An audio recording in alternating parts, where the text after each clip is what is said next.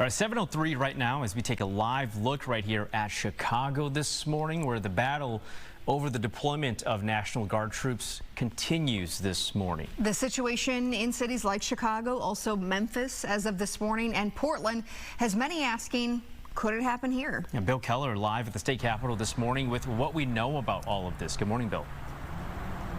Good morning, Janu and Kelly. Well, President Trump first federalized the National Guard back in June, sending troops to Los Angeles to confront immigration protesters. That, of course, sparking the first in a string of legal challenges. But right now in Tennessee, where the Republican governor, Bill Lee, supports the deployment, the troops are expected to serve as, quote, additional eyes and ears in a supporting role to law enforcement there in Memphis. They're on the ground this morning. But in Chicago, National Guard members are being told to stand down after a judge blocks their deployment at least for the next 2 weeks.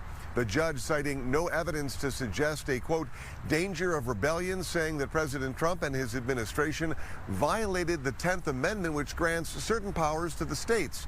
Illinois Governor J.B. Pritzker and Mayor of Chicago have said repeatedly they do not want federal intervention.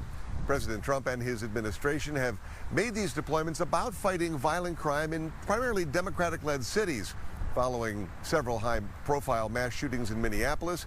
Many, including Governor Walz, now wonder if Minnesota could be next on the list of places where the National Guard members could be headed. When they were in coordinated patrols in high crime areas, it was clear who had the primary authority. So it was the local police, DC police, that had the primary authority and was acting as a law enforcement agency.